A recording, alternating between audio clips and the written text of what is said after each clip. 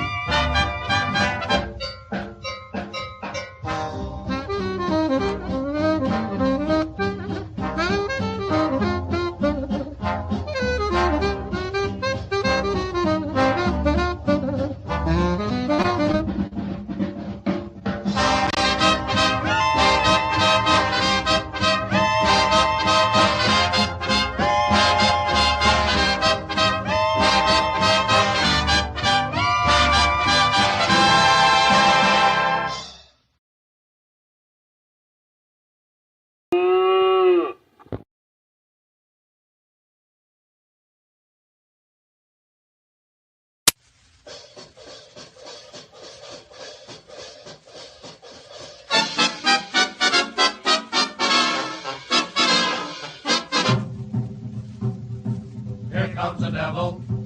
Oh, here comes the devil. Oh, here comes the devil. Oh, the devil with the devil, says I. Shh, look out for the devil. Look out for the devil. Look out for the devil. Oh, the devil with the devil, says I. You're so afraid of old man Satan, now why don't you stop your hesitating? You're gonna be a long time dead, so the devil with the devil, says I. You're always giving me the dickens, telling me that life's no easy pickings. But just as long as I have fun.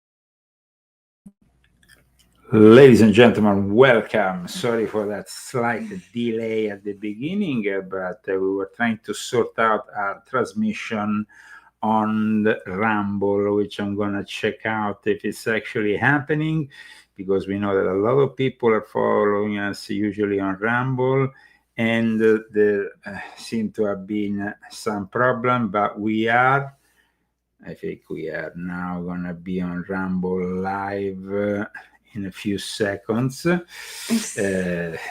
Guys, this is what happens when you are live. A lot of people prefer to do everything recorded. We like the feeling of being with you guys. So thank you so much for tuning in on Facebook, on YouTube, on X. We should also be on BitChute, and hopefully also on Rumble, as I am checking out now.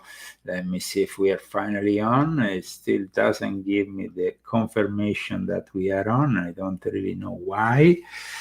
It says that we are live here. but I'm gonna just make a quick check, see if we are or not, because this is very important for our viewers that are following us on Rumble.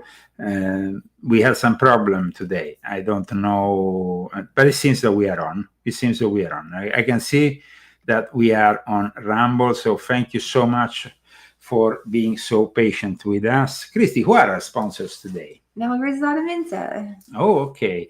Guys, we don't really have any sponsors this month, so I don't know if we're going to keep on with our Saturday broadcast regularly. We might just appear and disappear while I'm also preparing for a new book, because it seems like we simply don't have enough interest in this broadcast. What do you think, Christy? Ditto. Okay, well, then if that's the case, like I said, we might take a pause for a few weeks until we find, of course, more interest. You can help us out with GoFundMe.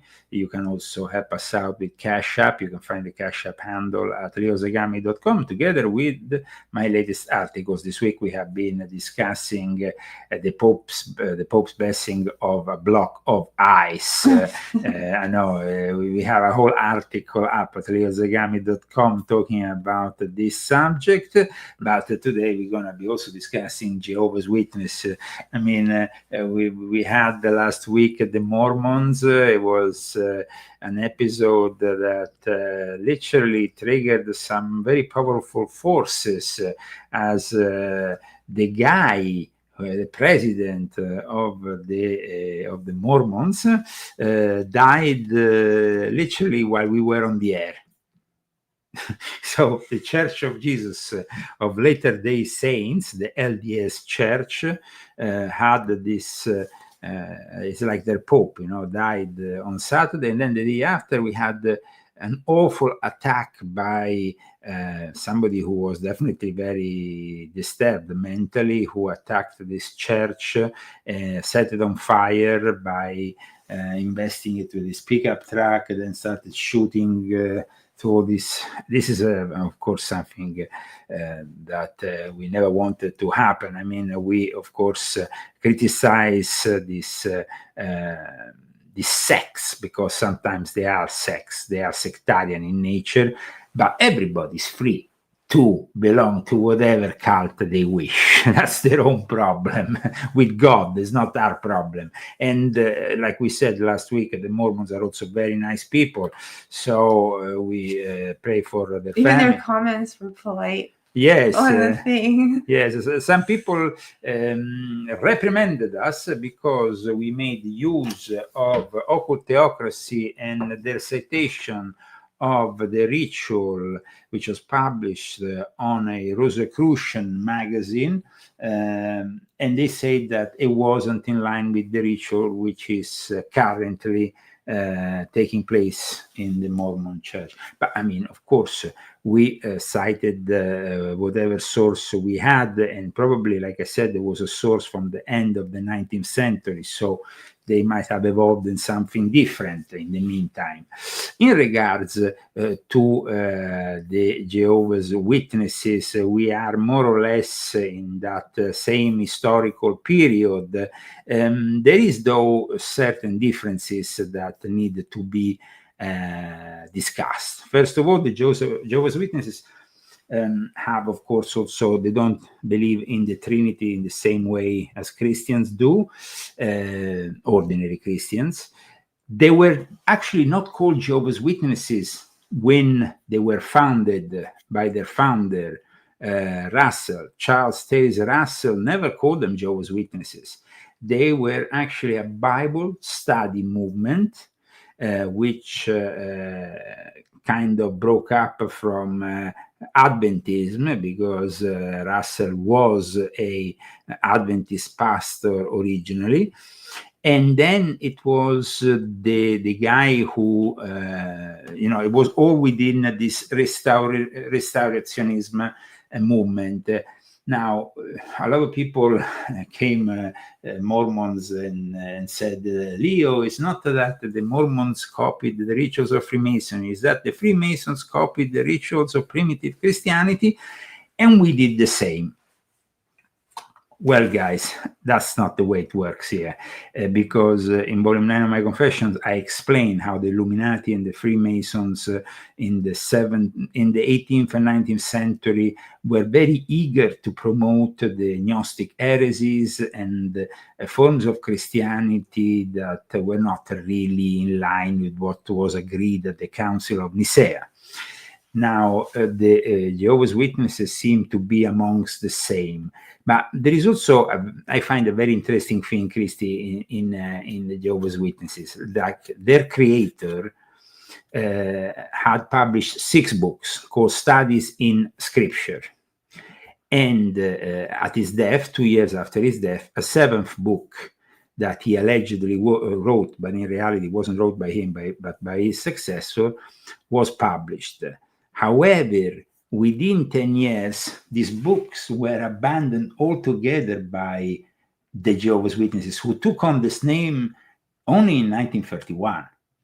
So it was the successor of Russell who abandoned the studies in scriptures that were from the very founder of this movement, to then embrace something different. They even abandoned the cross because they then didn't want to believe that Jesus died on the cross, but he died on the stake.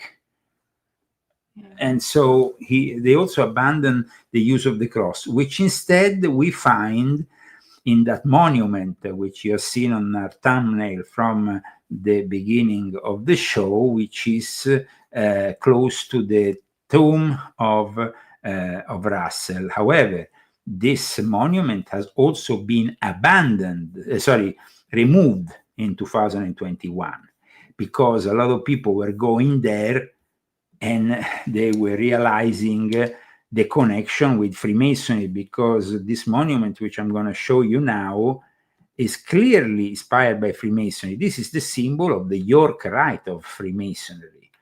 So it's like very clear where the inspiration is coming for Russell's, and by the way, of course, he didn't build this monument next to his tombstone.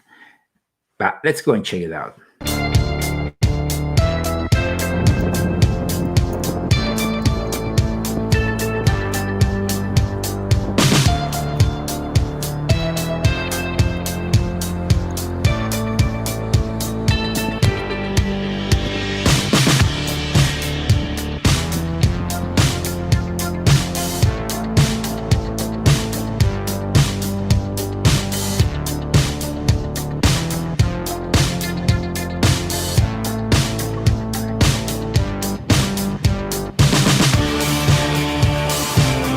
What do you want to do, Christy? No, I want to tell you that the camera is in a weird position. Ah, in a weird position? Why? Yeah, because usually you have it over there. Oh. And it's like over here, and so it's just weird. No, it's not. It's actually the same position we usually have it. It is? Yeah, absolutely. I always make sure I have it in the same position. Okay. So don't worry. It's not mirroring. I mean, I'm pretty sure of that, Christy. Yeah. Okay. We are not. Sorry, if you want, we can mirror it like this. No, I don't want to mirror it. Okay. Okay. So let's go back instead to what we have just seen. This pyramid, of course, is in line with the fixation that Russell had with pyramids. I want to cite now from a book from David B. Barrett's Sex, Cults, and Alternative Religions. This is a citation which Christy can read, of course, from here, because one thing that, there is 2 things that the Jehovah's Witnesses are very well known for. Is this the Watchtower? No, the Watchtower, of course, is the first development of the study group, and the publications of the Watchtower, by the way, later on will be defined also by the use of that symbol, which you have just seen on top of the pyramid, which has now been removed to celebrate the life and the teachings of Russell. We have seen that pyramid with a Masonic symbol, which in reality identifies the York Rite of Freemasonry, because if we go and see the symbol of the York Rite like we're going to do now, you're going to see that it's a clear reference to the York Rite. The Knights Templars of Freemasonry, there is of course two rites which are practiced here in the United States. One is the ancient and accepted Scottish Rite, the other one is the York Rite. Though one thing also has to be said, there is no evidence, on the contrary of Joseph Smith, that Russell was a Freemason. He may instead have actually stolen the symbols of Freemasonry, as well as some of the teachings, for his own new interpretation of Christianity. But this is the symbol, as you can see, that you find on top of the pyramid, and it's the symbol of that represents the Knights Templar in the York Rite of Freemasonry. So, just to make that very clear. Now, instead, the one thing that they are known for, the Jehovah's Witnesses, by the way, they were called Jehovah's Witnesses only after 1931. Only after they abandoned the original teachings of Russell, including the seventh book, which, by the way, we will be discussing in a minute, because this book contains the very secrets of the foundation of the Jehovah's Witnesses. This book that has obviously Masonic reference. I mean, when you see a book with a cover like this, it seems pretty obvious, no? Yeah. This is the cover. The Finished Mystery was Russell, during his life, the last years of his life, he had announced that he wanted to write a book commentary about a seventh volume, because they have 7 messengers in the Jehovah's Witnesses that they respect. We're going to go now and analyze that too. But I wanted to also analyze the fact that, we all know the Jehovah's Witnesses made a lot of predictions about the end of the world. They did it over and over again. The last big prediction was made for 1975. The other ones that we had in recent years were not really officially scheduled, let's say, because after getting so many wrong, including in his lifetime, Russell himself, which kind of really picked up on what the millennialists were doing. So, for the origin of prophecy, here, Christy. Whoa. No, this is okay. Okay. Wow. For the origins of prophecy, Russell looked not just to the Bible, but also to the measurements of the Great Pyramid at Giza. Though these were altered in different editions of Studies in the Scriptures to reflect the changes in emphasis from 1874 to 1914. In the 1901 edition of Volume 3, the length of the entrance passage is given as 3,416 inches, symbolizing 3,416 years from the above date, BC 1542. This calculation shows 1874 as marking the beginning of the period of trouble. In the 1923 edition of the same volume, the length of the passage is given as 3,457 inches, and 1874 is changed to 1915. The problem with setting dates, as every millennialist church has discovered to its cost, is that eventually the year arrives and the event doesn't. Now Jehovah's Witnesses admit not all that was expected to happen in 1914 did happen, but it did mark the end of the gentile times and was a year of special significance. Russell died in 1916 and was succeeded in 1918 after a very bitter fight by Joseph Franklin Judge Rutherford, 1869 to 1942. Part of the reason for the dimension was the posthumous publication of the 7th volume of Russell's Studies in the Scriptures, which overturns some of the previous prophecies. Around 4,000 members left the religion because of Rutherford, going off to become the Pastoral Bible Institute and the Layman's Home Missionary Movement, and maintaining Russell's teachings.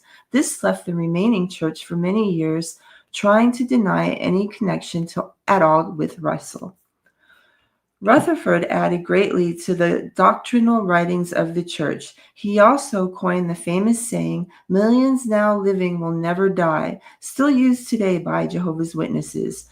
This is a highly effective advertising slogan until one realizes that it was first used in the 1920s, although millions of people alive then are still alive today. The years, as always, are moving steadily on.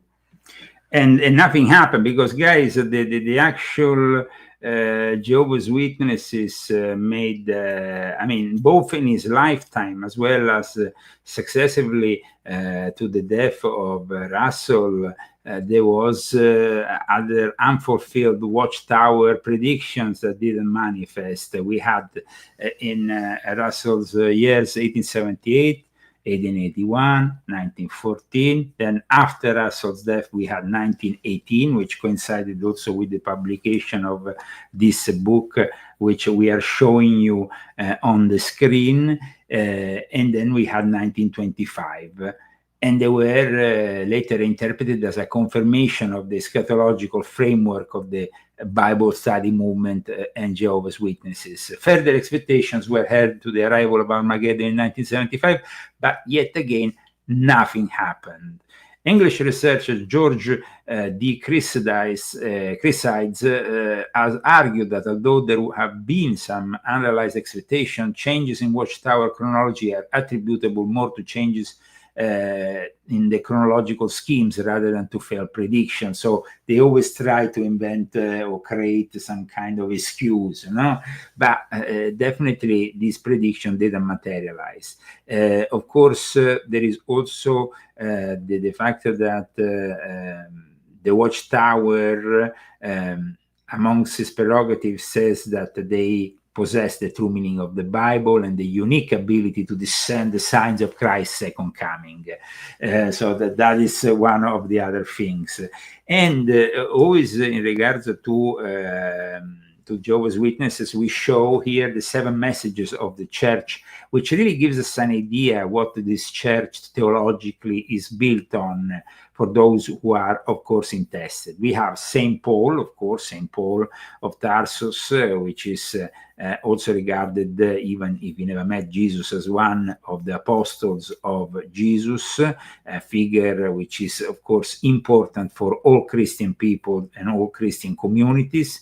Then we have St. John the Apostle, and also John the Baptist, who is regarded as very important also because he's connected to the book of Revelation. Is connected to some of the most important writings of the Gospel of John, which is, of course, very important, and is the figure which is defined by Jesus himself in the Gospel of John as the one whom Jesus loved. So a very important figure. But then we have also other more controversial figures here.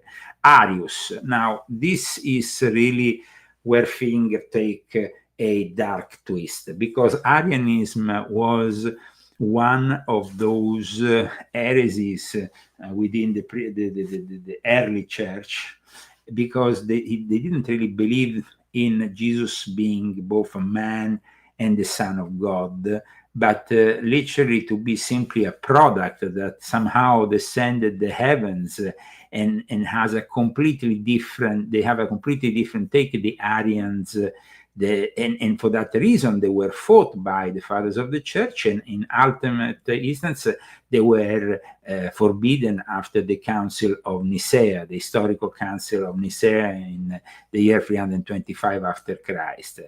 Constantine the Great formally decriminalized Christianity, but Arius theology was a prominent topic at the Council of Nicaea, and it became very much also a form of Christianity practiced by the Germanic people at one point. It is definitely called the Arian controversy, the fact that the Trinity is not viewed in the same way in the work of Arius, and so you don't have the same belief system, just as with the Jehovah's Witnesses. You have, the Jehovah's Witnesses believe that Jesus is God only begotten Son, and that his life began in heaven, not on earth.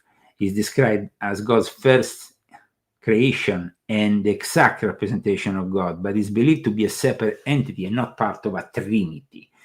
In regards to the fact, they call it Jehovah. Jehovah is not even an old term. It's maybe a term that started to surface 8 centuries ago. The Jews never used it in this way, Jehovah, because it's picked up from the initials that they use from the, ineffable name of God that the rabbis are not even allowed to pronounce. So Jehovah, the way that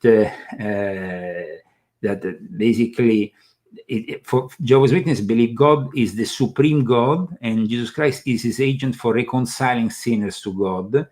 But the Holy Spirit is not a spirit, but the active force of God on earth. Also, there is a thing that the Jehovah's Witnesses believe that everybody who is not a Jehovah's Witness is a slave, an evil slave. Yeah. So that is also something that, so there is this link with Arius, but there is not only a link with Arius. Here we see also another figure, Baldo. Baldo is very important also for a community that still to this day lives in the north of Italy. They were like a breakup from traditional Christianity and what we can define today as Catholicism, and they still exist as the Baldesi community, and they are a spiritual movement that arose in the Middle Ages. He was born in the year 1140 and died in 1205. His first name was Peter, and this Peter Baldo, that is regarded by many historians as the creator of the Valdesians, had a different interpretation of how Christianity was established by the apostles. It's almost like he made his own, thing, and it's quite curious to see him, in this context, within the context of the Jehovah's Witnesses, because to this day they are a important community still in northern Italy, where some of them survive as a community. And of course, they reject transubstantiation. They have different views of Christianity than traditional Christians. Then we have, amongst the 7 messengers that go and characterize the fathers, let's say, of the Jehovah's Witnesses church, Wycliffe, this other guy, who is a guy who inspired, though he was Catholic, this guy inspired very much the future Church of England. He was a Christian reformer. He used to be a Catholic priest, but his work is considered as very much inspirational. He became a dissident, let's say, from the Catholic priesthood during the 14th century, and his ideas are, let's say, considered as precursors to the Protestants. Then last and not least, we have Martin Luther, of course, which we all know for his role in the Reformation, and then we have Russell himself. So these are the messengers of the church, and they are depicted in this book, The Finished Mystery, that came out 2 years after the death of Russell, that was to complete the work of Russell's analysis. Here is the chronological chart of Revelation, the way they see it, from Ephesus, from Paul, John, Arius, Baldo, Wycliffe, Luther, and ultimately ending up with Russell, and all in a chronological chart of revelation.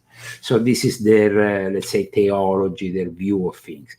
The interesting thing is that, of course, they were, these teachings, maybe they were understood as too revealing for the new members of the Jehovah's Witnesses, and so they ended up being eliminated. Let's not forget that Charles Taze Russell was also considered to be a member of what we call Christian Zionism.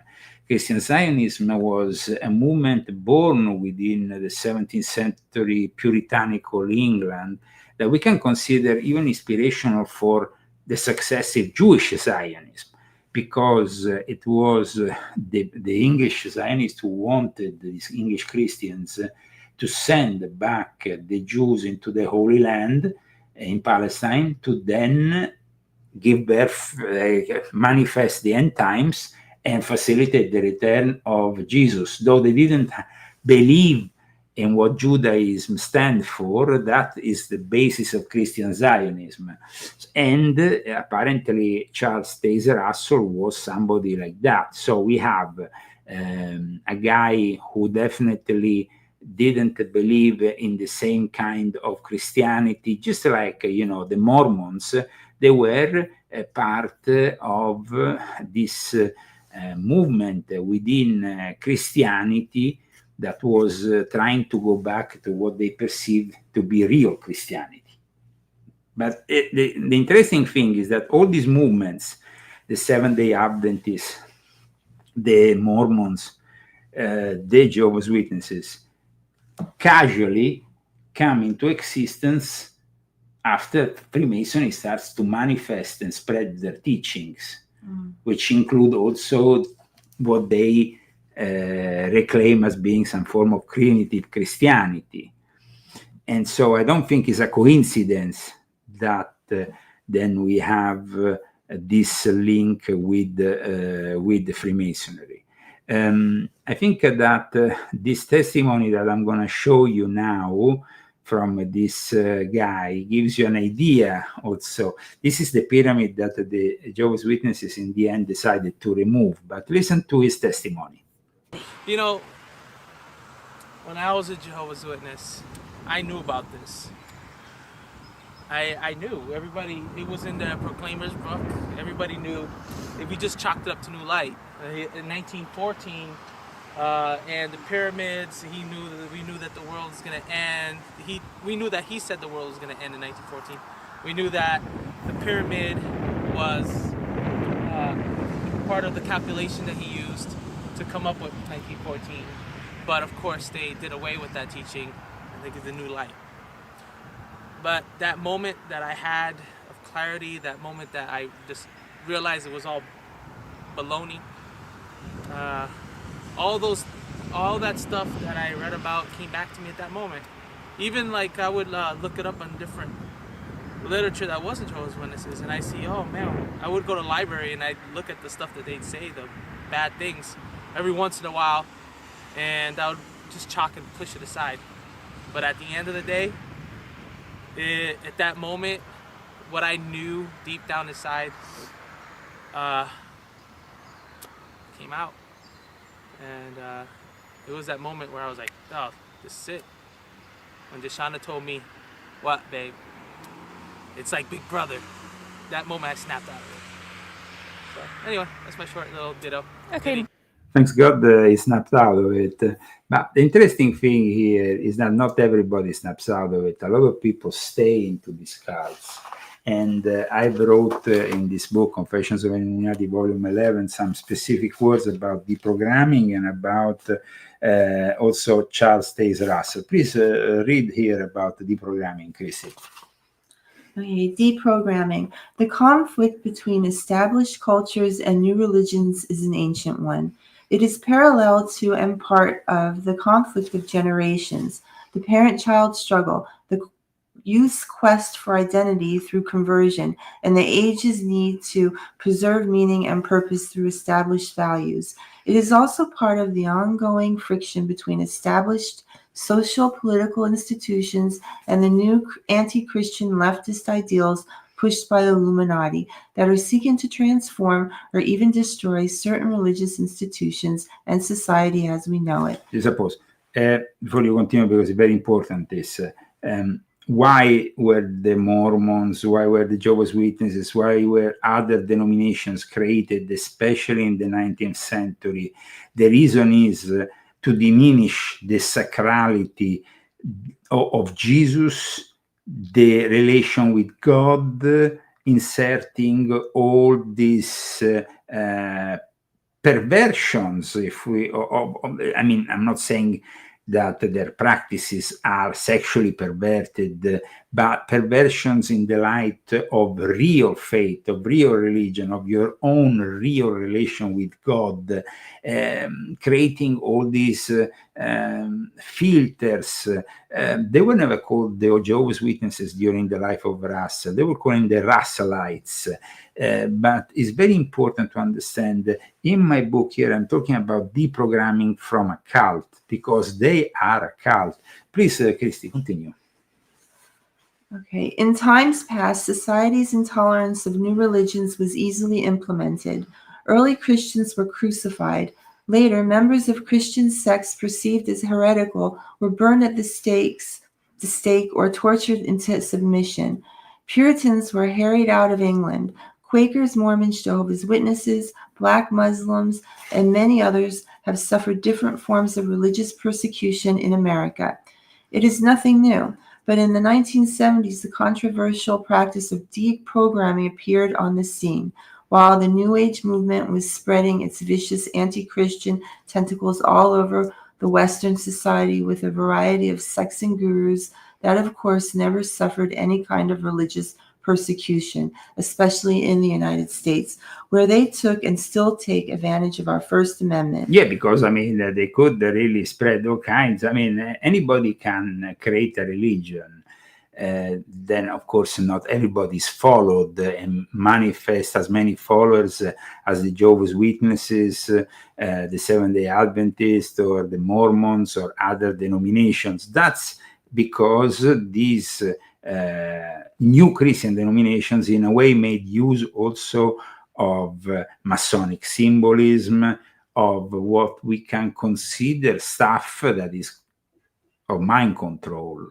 After Radford, his successor was the one who then created the modality of knocking door by door, you know, and that led, of course, the Jehovah's Witnesses in reclaiming numbers that they had lost when there was their internal conflict that abandoned the original teachings of Russell. But please continue. Where was I? Hold on. I think I was here. Okay, well, okay. Even if the same deprogramming concept could be honestly applied to older sectarians or religious and even Masonic beliefs, this method was used mostly in new religious movements that are often a secondary product of Freemasonry, like in the case of Charles Taz Russell, 1852 to 1916, the founder of the Jehovah's Witnesses, one of the most brainwashing Christian cults ever. And I want to, in fact, invite you to get this book, volume 11 of my confessions, because mind control and a clever use of mind control techniques is what makes these cults successful. When it comes to the Jehovah's Witnesses, yes, we all know them, especially because of their knocking door by door. Our Bible and Tract Society, this is the Jehovah's Witnesses organization. What you have to understand is the Watchtower is basically a publication machine. They have a small group of people that are ultimately in charge, and these people are considered spiritual leaders for the Jehovah's Witness people. What they call it is the faithful and discreet slave. And it means that they are the one who is doing the work of God on earth, and they're claiming to speak from God. They are the ones that make those magazines say awake, and they bring them to your door. They produce all the Jehovah's Witness material. Jehovah's Witnesses are not supposed to read material that doesn't come from them that's about God or about religion. That's a mind control technique that their organization uses. Whereas, like in our church, our pastor encouraged everyone to read the Quran because so that they could better witness to Muslims. I mean, knowing you're not going to be convinced by anything in it, but go for it. Whatever. In any case, now I'm going to show something very interesting. I'm going to show you Charles Russell himself. Because we have a video testimony of how he presented scriptures and how Charles Taze Russell made extensive use not only of Masonic symbolism that we saw portrayed on this monument next to his tomb, but also in his actual gestures, because in the video that I'm about to show you, you will notice for those who have familiarity, especially with the Duncan Masonic ritual, which, by the way, was published and was made public at the time Russell was alive. So he could have learned certain things without joining Freemasonry, because at one point he said, I am a free and accepted Mason, but not one in the way you imagine. I'm not a practicing Freemason. But why saying that anyway? Remember these images that I'm showing you that are of specific passages within the York Rite. Remember them because you're going to see them now in the actual, one of the very rare videos of Russell himself. Check out the way he moves, the way he really ostensibly shows he knows the Masonic symbolic language.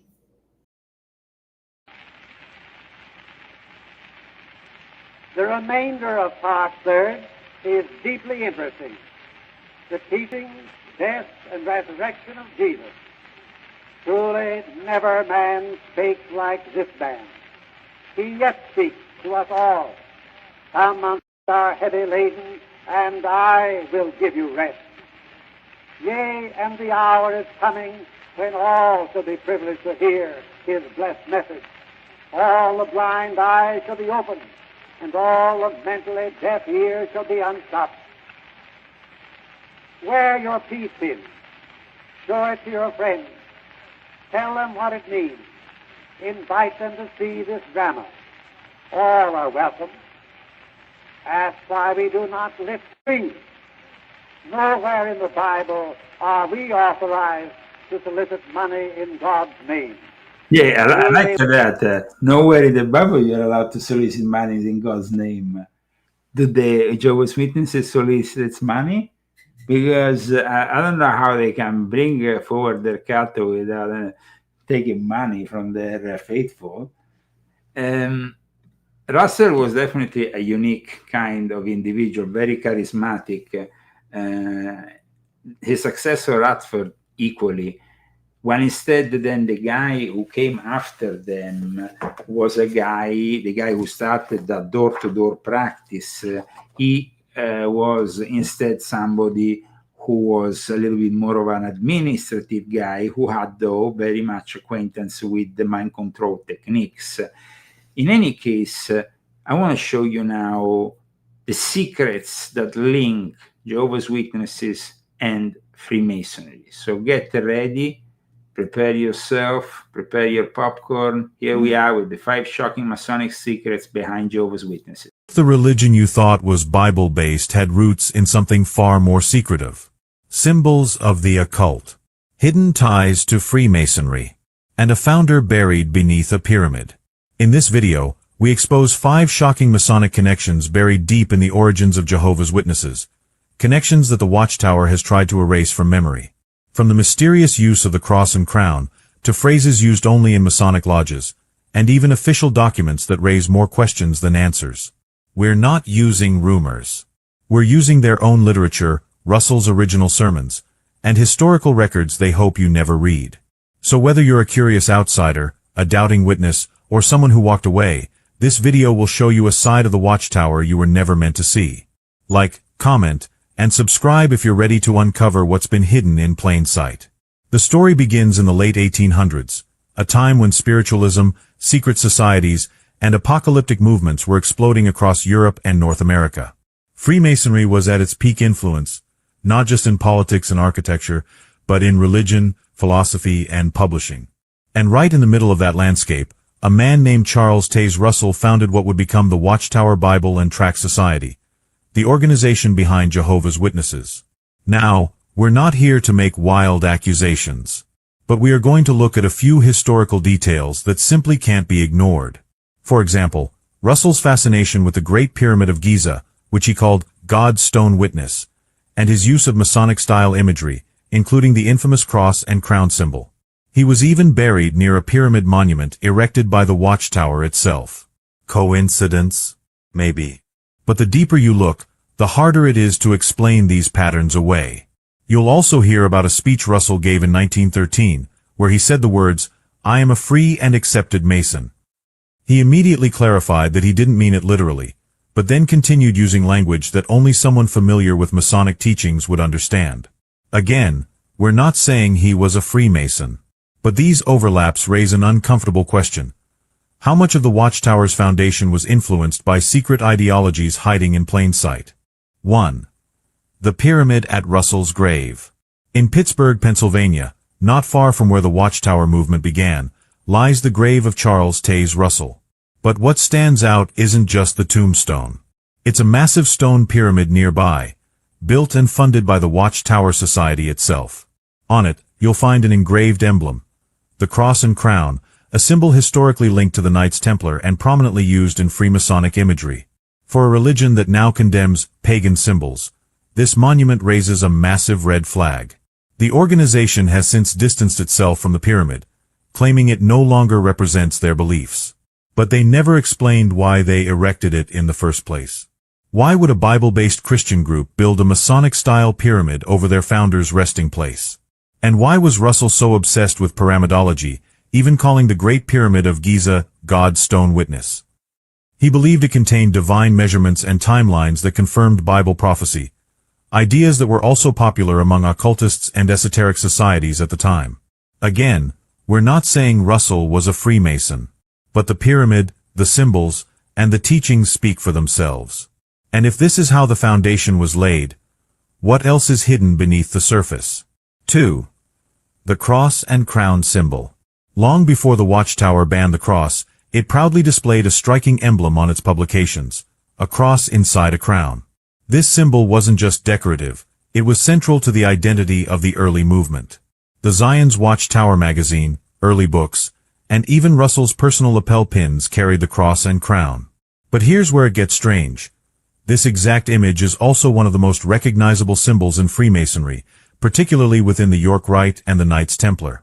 The Watchtower later removed the symbol entirely and condemned all use of the cross.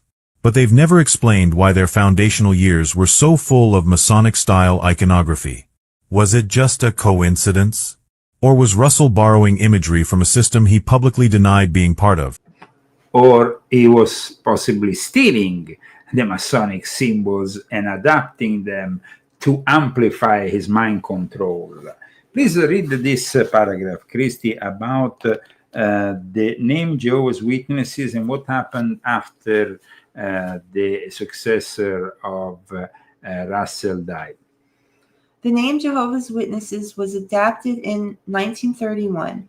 Rutherford was succeeded in 1942 by Nathan Homer Knorr, 1905 to 1977, the former manager of the printing works. Although, unlike his predecessors, Knorr was not a charismatic preacher. He was a tremendous administrator, responsible for the more systematic door-to-door evangelism, which has resulted in the growth of the religion over the last few decades. He set up a training school for Jehovah's Witnesses missionaries and was also responsible for initiating the movement's own New World translations of the Bible, largely translated by Frederick Franz 1893, who became president after Knorr's death. The New World Translation is often worded in such a way as to give scriptural support to Jehovah's Witnesses' doctrines. For example, John 1:1 reads, "And the Word was a God."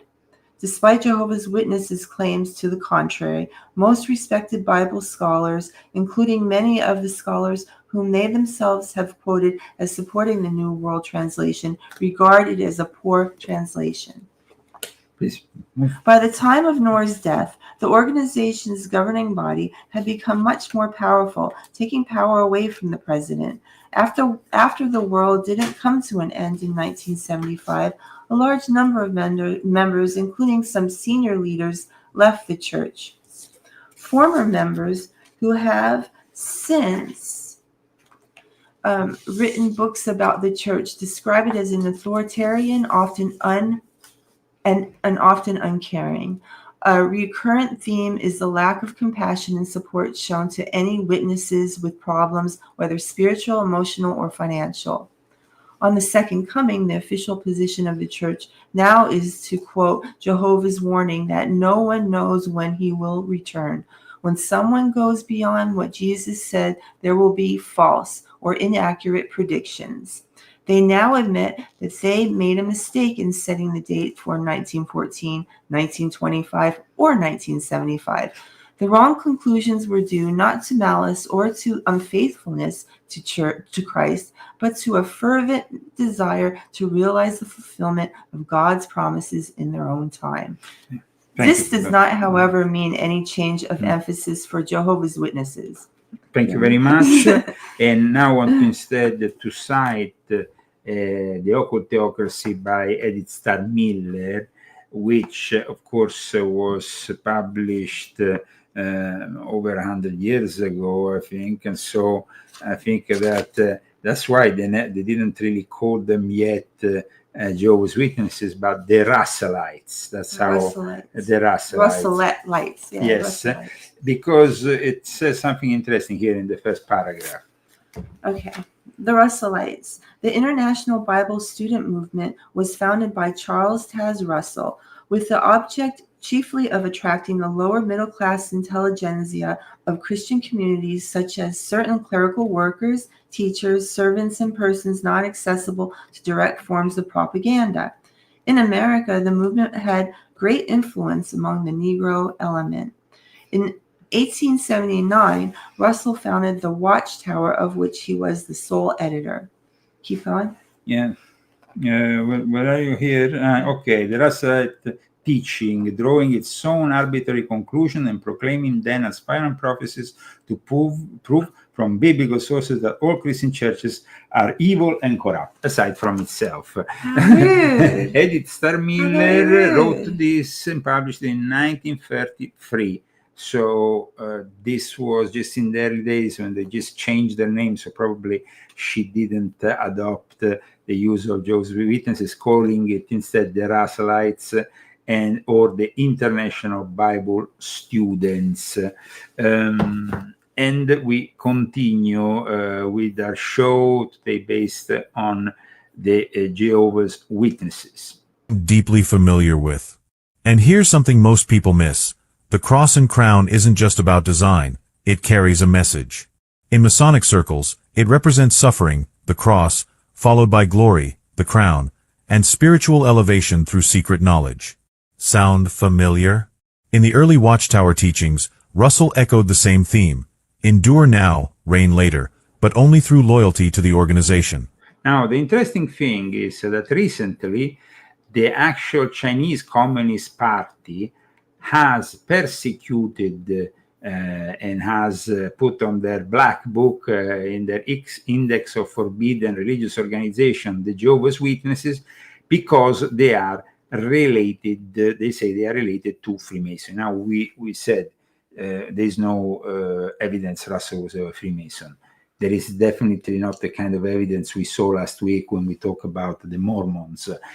But definitely there is a constant use of Masonic terminology, and this was also confirmed by a Jesuit agent called Massimo Introvigne, who published recently an article on Bitter Winter about the Jehovah's Witnesses and Freemasonry and accusation in China and the historical record.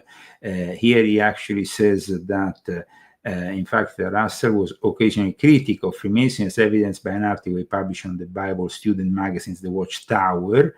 But at the same time, there are, however, other texts which show Russell's familiarity with the Masonic language in the very first sermon collected in the posthumous book, Pastor Russell's Sermons. Please read, Christine. Where? From here. Oh, the founder of the Bible student, having mentioned secret societies in general and the blood-curdling Masonic oaths in particular, states that it is not part of my mission to attack any of these orders, nor to inveigh against their procedures. I merely refer to them here. I merely call your attention to the fact that this is a common method amongst men, which evidently has the sanction of many, because I wish to draw your attention on the fact that the mighty God himself is the founder of a secret society. Moreover, while there are certain correspondences between the human secret orders and the one of divine origin, we shall find, as we should expect, that the latter is every way superior to all others. Now, the secret societies that he's mentioning is the Order of Melchizedek, which somehow he says is behind Christianity. In fact, the sermon Russell goes on to explain that Urban established an Order of Melchizedek priesthood, of which he and later Jesus Christ became subsequently a Grand Master. So almost like, bringing this grandmastership all the way down to himself. And he says that this Abrahamic and Christian order, he stated, is of divine origin and infinitely superior to all the orders established by humans, such as Freemasonry. So he kind of puts himself superior to Freemason. And here you can also read this passage. And as in some secret societies, there are different steps or grades. For instance, all Masons are familiar with the secrets pertaining to the first degree, yet not all Masons are familiar with the secrets, etc., pertaining to the 32nd degree. So in God's secret order, there are first principles of the doctrines of Christ, which must be known to all who belong to the order, and are also deep things of God, which may be known only to those who have been made advancement. So there is a certain elitism here that is showed by Russell. Yeah. It's not like the truth should set us free and the truth should be open to every human being. I hope that today, of course, we have managed somehow to bring some clarity. The overlap in meaning is hard to ignore.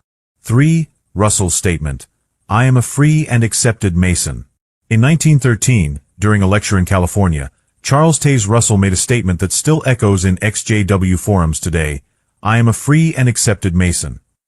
He quickly followed it by saying, not in the literal sense, but continued using terms and phrases directly associated with Masonic teachings. For example, he spoke of greater light, mysteries being revealed, and the temple class, language that resonates more with secret societies than with biblical exposition. Now, defenders of the Watchtower say Russell was simply being metaphorical, drawing spiritual parallels. But even if that's true, the choice of words and timing are strange. At the time, Freemasonry was widely known and respected in certain intellectual circles, but controversial in religious ones. Why would a religious leader feel comfortable publicly aligning himself, even symbolically, with such an organization? And here's where it gets deeper. Free and accepted Mason isn't just a generic phrase. It's a formal title used by actual Masonic lodges around the world. Russell didn't say, I appreciate some Masonic ideas. He used their own terminology at the beginning of a Bible lecture. Was he revealing something more than he intended? Or was it just another coincidence in a long list of accidental connections? 4. Pyramidology and divine measurements. Charles Taze Russell didn't just believe in the Bible. He believed the Great Pyramid of Giza was inspired by God. In fact, he called it God's stone witness, claiming that its internal passageways and angles held hidden prophetic timelines that confirmed biblical chronology. He even taught that measuring the inner chambers of the pyramid could reveal the exact dates for Christ's return and the end of the world. This doctrine wasn't a minor side belief, it was a core teaching for years. Diagrams of the pyramid were included in Watchtower publications, and entire books were written about its supposed divine origin. The problem. These ideas didn't come from the Bible. They came from 19th century occultism, popular among Freemasons, Theosophists, and mystics who believed ancient structures held secret knowledge from higher beings. So he was a product of his age, a product of the 19th century, in which, of course, a man of his religious and intellectual stature would be involved somehow with Freemasonry, or at least would be studying the teaching of Freemasonry and adopting him for his own way of interpreting Christianity, which led to the creation of a religion which today we know as Jehovah's Witnesses, but wasn't known as Jehovah's Witnesses in the days of Russell, that we said was simply promoting a Bible study group that applied unorthodox ways of interpretation, including, of course, like we just heard, the importance and the relevance of the pyramid in in even, you know, interpreting the Bible, which is totally unheard of, especially because Moses fought against the Pharaoh. Moses fought against the occultists and magicians of ancient Egypt, demonstrating the power of God. And then when they saw that they were defeated, some of them unfortunately ended up being part of the Erev Rav, which still persecutes to this day the Jewish people. Somebody earlier said, what do I think of the Torah? The answer would take probably a whole broadcast. But we can definitely say that the Sinaitic laws are one thing, and what the Zionism and what we could call Sabbatean Zionism these days is manifesting in Israel is very distant from the Sinaitic laws. Thank you so much for following us today. If you want to encourage us to move further with other episodes on similar topics, please write to us. Let us know if you enjoyed this show. Or you can just comment. And then, of course, share it on your social media, share it social networks of choice. And then we will also like to have a minimum of sponsorship so we can at least cover the expenses. This month, the electric bill here in Southern California has gone up 13%. That's I don't know why they're doing that. And then like gas is going up too. Gasoline also going up because yesterday there was a bomb that blow up a refinery, and we know that refineries are not very common anymore here in California. They are leaving the state of California. So thank you so much for following us. But remember, we need your support, and even purchasing our books is another option. But if you neither do the purchasing of the book or the sponsorship, we will be unfortunately forced to pause this project and maybe carry it on later on. Carrying it on later on, it's a bit of a conflict of words. In any case, me and Christy want to thank also the sponsors of today. Malgorzata Minta. And God bless you all. Malgorzata Minta. Yeah. I always say her name wrong. Malgorzata. Malgorzata. Okay. Beautiful. Thank you so much, ladies and gentlemen. And we will see you, hopefully, if God wants, next week, or maybe in the future when people will be ready for more episodes of the Leo Zagami Show. Thank you. In that time, our world has taken so many steps in the wrong direction.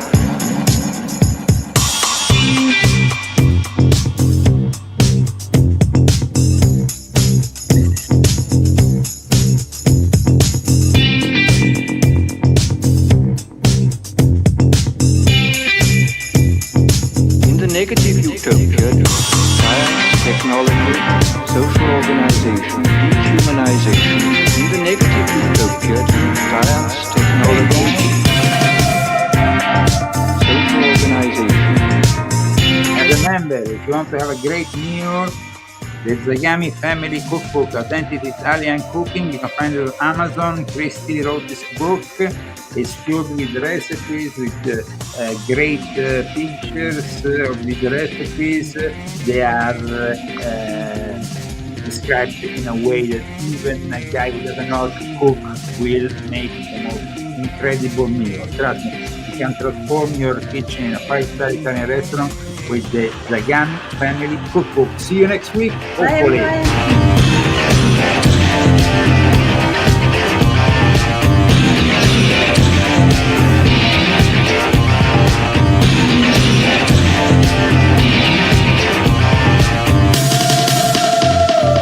The negative utopia, science, technology, social organization, dehumanization.